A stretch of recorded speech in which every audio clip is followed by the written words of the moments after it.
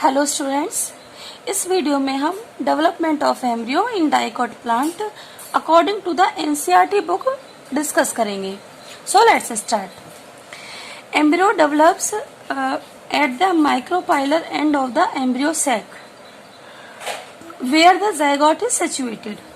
जो एम्ब्रियो होते हैं वो एम्ब्रियो सैक के माइक्रोपाइलर एंड पर डेवलप होते हैं जहां पर जाइगोट सिचुएटेड होता है। देखिए, जो एम्ब्रियो सैक है वो किसके अंदर होता है? ओव्यूल के अंदर। ओव्यूल किसके अंदर होता है? ओवरी के अंदर। ठीक है, हम ओव्यूल की बात करते हैं।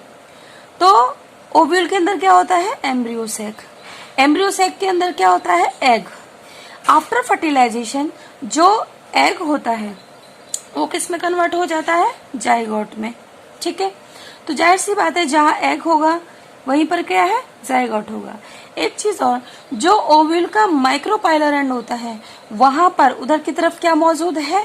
Embryo sac. Is that clear?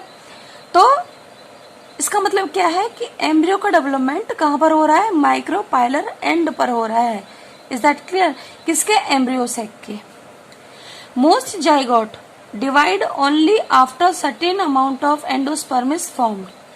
ठीक है, देखिए, जब डबल फर्टिलाइजेशन होता है तो उसके दौरान एज ए रिजल्ट दो चीजें बनती हैं। एक तो जाइगोट बनता है और एक बनता है क्या? Primary endosperm cell.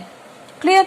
Primary endosperm cell क्या बनाती है? एंडोस्पर्म बनाती है, और जो जाइगोट है वो एम्ब्रियो बनाता है। लेकिन in most of the cases endosperm का डेवलपमेंट एम्ब्रियो के डेवलपमेंट से पहले शुरू हो जाता है। इसका एक फायदा है। इसका फायदा ये है कि अगर कुछ अमाउंट ऑफ एंडोस्पर्म पहले ही बन चुका है तो एम्ब्रियो के डेवलपमेंट के लिए फायदा है। एम्ब्रियो के डेवलपमेंट के लिए जो न्यूट्रिशन है वो बने बनाए जो ऑलरेडी बन चुका है एंडोस्पर्म, उससे एम्ब्रियो को न्यूट्रिशन मिल जाएगा ताकि एम्ब्रियो के डेवलपमेंट में न्यूट्रिशन की कमी ना हो।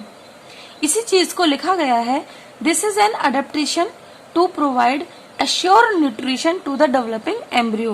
तो ये एक तरीके की अडेप्टेशन है। क्या अडेप्टेशन है? कि जाइगोट की जो जाइगोट डिवाइड करता है, ये जो जाइगोट का डेवलपमेंट है एम्ब्रियो में वो कब होता है? आफ्टर व्हेन, यानी कब शुरू होगा? जब थोड़ा सा कुछ अमाउंट ऑफ एंडोस्पर्म बन जाएगा। दो यद्यपि द सीड्स डिफर ग्रेटली। हालांकि अगर हम एम्ब्रियो अगर हम मोनोकोट और डाइकोट सीट के स्ट्रक्चर की बात करें तो दोनों ही डाइकोट और मोनोकोट जो बीज हैं वो स्ट्रक्चर में डिफर करते हैं। लेकिन the early stages of embryonic development, लेकिन जो एम्ब्रियोनिक डेवलपमेंट की बिल्कुल शुरुआती स्टेज है, ठीक है, स्टेजेस हैं, ठीक है, वो क्या है? सिमिलर होती हैं दोनों ही मोनोकोट में और डाइकोट में। ठीक है, यानी डाइकोटिलिडनस प्लांट और मोनोकोटिलिडनस प्लांट में।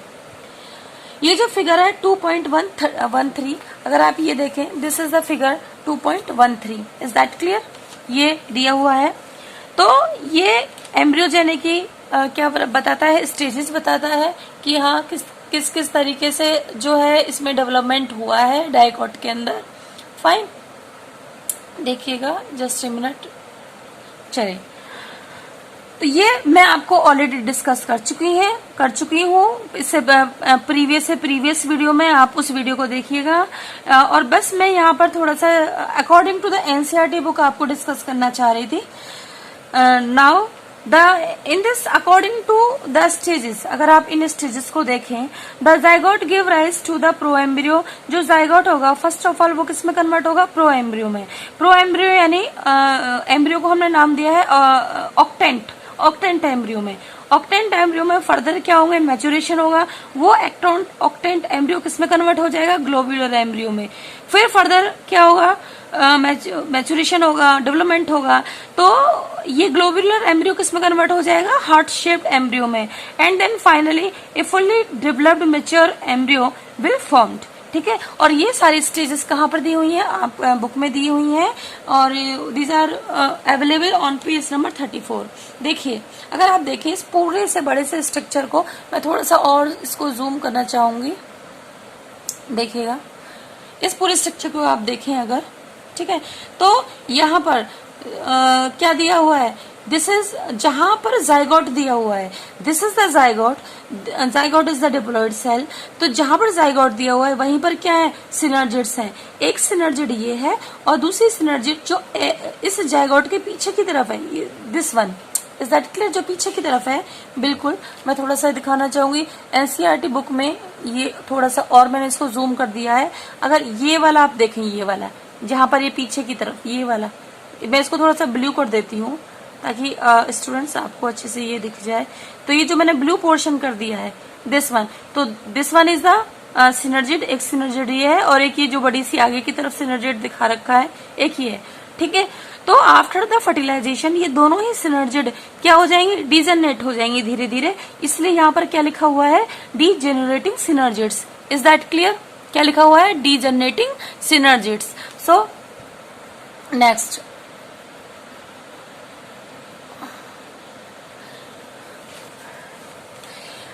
this is the zygote and this zygote is present at the micropylar end of the embryo sac. ठीक है, embryo sac is present inside the ovule. Clear? इस जाइगोट को अब हमने बाहर बना लिया है। ठीक है, this is the zygote. Clear? अब क्या होगा, देखिए, इस zygote, this zygote will undergo further unequal one transverse division, जिसकी वजह से दो सेल्स बनी है। चूंकि डिवीजन अनइक्वल है इसलिए एक सेल बड़ी बनेगी और एक सेल कैसी होगी, छोटी होगी। जो बड़ी वाली सेल है, लार्ज सेल है, उसको हम कह रहे हैं लार्ज सेल को सस्पेंसर सेल, और जो छोटी वाली है उसको हम बोलेंगे क्या, embryonal cell. Is that clear? जो लार्ज सेल है ये cell will undergo again repeated transverse division and finally it will form a columns of cell. ये क्या बोलेगी, क्या बनाएगी, कॉलम ऑफ सेल्स। ठीक है, इस कॉलम के अंदर जो सबसे ऊपर वाली सेल है, ठीक है, this cell absorb the nutrition from the surrounding cells and it becomes larger. ये कैसी हो गई है, बड़ी हो गई है। Is that clear? और जब ये बड़ी हो गई है तो इसको हमने बोल दिया हिस्टोरियल सेल या वेसिकुलर सेल, या इसको सिंपल एक सैक बोल दिया है। Is that clear? ये जो बाकी की सेल्स हैं जो कि कॉमन, जो कि कॉलम बना रही हैं, तो इस पोर्शन को आप नेक बोल सकते हो। इसी कॉलम में सबसे नीचे की सेल है, जो सबसे, कहा कि ये वाली सेल जो सबसे लोअर मोस्ट सेल है, इसको हाइपोफाइसिस कह देंगे। अब हम बात करते हैं, और इस पूरे स्ट्रक्चर को हम सस्पेंसर कह देंगे। अब हम बात करते हैं छोटी सेल की, जो एम्ब्रियोनल सेल कहलाती है। ये एम्ब्रियोनल सेल डिवाइड होगी और वर्टिकल डिवीजन होगा, तो इस एक सेल से दो सेल बनेंगी, फिर वर्टिकल डिवीजन होगा तो चार सेल बनेंगी, फिर 4 सेल जो स्टेज है उसमें फिर क्या होगा, एक ट्रांसवर्स डिवीजन होगा, जिसकी वजह से 8 सेल का ग्रुप बन जाएगा। और उस 8 सेल के ग्रुप को हम एक ऑक्टेंट एम्ब्रियो कह सकते हैं या प्रो एम्ब्रियो कह सकते हैं, जो कि इस फिगर में नहीं दिखाया गया है। इस फिगर में डायरेक्ट क्या दिखाया गया है, आपको ग्लोब्यूलर एम्ब्रियो दिखाया गया है। जो 8 सेल्ड ऑक्टेंट एम्ब्रियो है, तो उस 8 सेल्स के अंदर पेरिक्लिनल डिविजन्स होंगे। व्हाट इज पेरिक्लिनल डिविजन्स, मैं इससे पहले वीडियो में ऑलरेडी अच्छे से एक्सप्लेन कर चुकी हूँ। और उन पेरिक्लिनल डिविजन्स की वजह से क्या होगा कि जितनी भी cell, there will be formation of 3 layers, 3 layers का क्या होगा, फॉर्मेशन होगा। और जो एम्ब्रियो है ये एक राउंड शेप में आपको ये दिखाई देगा, और इसके अंदर कितनी लेयर्स डिफरेंशिएट हो जाएंगी, 3 लेयर्स। जो सबसे बाहर की लेयर होगी वो डर्मेटोजन कहलाएगी, और जो अंदर की लेयर है वो क्या कहलाएगी, वो ग्राउंड मेरिस्टेम कहलाएगी। और जो सबसे अंदर की होगी, उसको हम क्या कहेंगे, प्रोकैम्बियम। क्या कहेंगे, प्रोकैम्बियम। और इस तरीके से ये जो एम्ब्रियो के अंदर ये 3 लेयर्स हो गई हैं, और इन 3 लेयर्स का ये फेट हो गया है। भविष्य क्या है इनका, भविष्य है कि एक लेयर आगे आने वाले जो डॉटर प्लांट होगा उसमें क्या, एपिडर्मल टिश्यू बनाएगी। ठीक है, और जो इनर लेयर है जिसको हम ग्राउंड मेरिस्टेम कह रहे हैं, वो क्या बनाएगी, वो ग्राउंड टिश्यू बनाएगी, जो फ्यूचर प्लांट है। और जो प्रोकैम्बियम है वो vascular tissue. Is that clear? अब क्या होगा, इससे जो ग्लोबुलर एम्ब्रियो दिया हुआ है, इसके अंदर क्या फर्दर मैच्योरेशन होगा, and it will assume the heart shape, and now further maturation occurs, and इस तरीके से जो है हमें ये पूरा मेच्योर एम्ब्रियो देखने को मिलेगा, जिसमें कि हम ये क्या है, दिस इज द सस्पेंसर। ये दोनों क्या है, ये कॉटलिडन है, और ये पूरा क्या है, एम्ब्रियोनल एक्सिस है। This is the embryonal axis. Is that clear? यहाँ पर हमने सस्पेंसर में जो सबसे नीचे वाली सेल थी उसको हमने हाइपोफाइसिस कहा है, और ये हाइपोफाइसिस क्या बनाएगा? रूट टिप बनाएगा। इसका मतलब ये कि यहाँ पर कहीं पर क्या है? रूट टिप है यहाँ पर। तो इसका मतलब क्या है कि ये वाला पोर्शन क्या बनाएगा? एम्ब्रियो का रूट बनाएगा, और इस पोर्शन को हम क्या कह रहे हैं? रेडिकल। इसको हम क्या कह रहे हैं? Radical. Is that clear?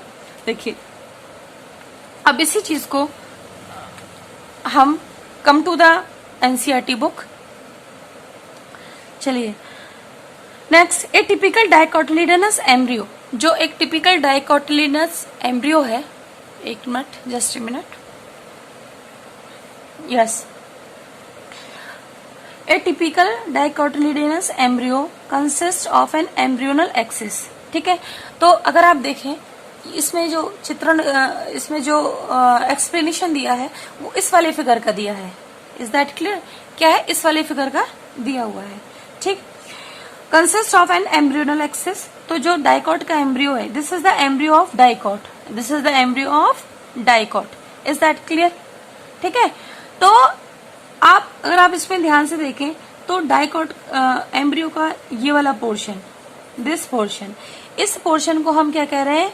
Embryonal axis. इस पोर्शन को हम क्या कहेंगे? Embryonal axis. और ये दोनों क्या है? These are two cotyledons, these are two cotyledons. Next लिखा है the portion of the embryonal axis. Embryonal axis का वो portion above the level of cotyledon. ठीक है, तो लेवल ऑफ कॉटलीडन, तो ये वाला पोर्शन, ठीक है, तो कॉटलीडन्स का जो ये लेवल है, कॉटलीडन्स का क्या है? ये जो लेवल है, ठीक है, इस यहाँ पर अगर आप देखें तो कॉटलीडन का जो लेवल है उससे जो ऊपर का पोर्शन है, ये वाला पोर्शन, वो क्या कहलाएगा? एपिकोटाइल कहलाएगा। क्या कहलाएगा? Epicotyl, which terminates with the plumule और स्टेम टिप। ठीक है, और ये कहाँ पर टर्मिनेट हो रहा है? स्टेम टिप या प्लूम्यूल पर। तो इस पोर्शन को हम क्या कह रहे हैं? इस पोर्शन को हम कह रहे हैं एपिकोटाइल। और एपिकोटाइल में ये वाला पोर्शन क्या हो गया? दिस इज द प्लूम्यूल, और इसी को हम कह रहे हैं stem tip. Is that clear? Plumule को, इसको आप शूट एपेक्स भी बोल सकते हो प्लूम्यूल को, जैसा कि यहाँ पर दिखाया गया है। ठीक है, यहाँ पर इन दिस यहाँ पर दिखाया गया है शूट एपेक्स। क्लियर? अब देखिए the cylindrical portion below the level of cotyledon. अब देखिए जो कॉटलीडन्स है, ठीक है, कॉटलीडन्स का जो लेवल है, ये वाला जो जहां पर ये अटैच है, किससे? एम्ब्रियो से अटैच है, तो इससे जस्ट नीचे का जो पोर्शन है किसका? ये वाला नीचे का निचला जो पोर्शन है किसका? एम्ब्रियो का। किसका? एम्ब्रियो का, मेन एम्ब्रियो का। ये जो निचला वाला हिस्सा है, ठीक है, इसको हम कहेंगे हाइपोकोटाइल। क्या कहेंगे? हाइपोकोटाइल कहेंगे।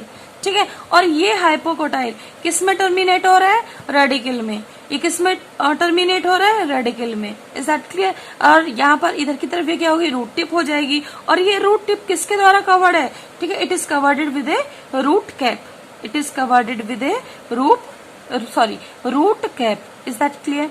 तो इस तरीके से अगर आप देखें ध्यान से कि जो डाइकोट एम्ब्रियो है वो ये है, और जो मोनोकोट एम्ब्रियो है वो ये है।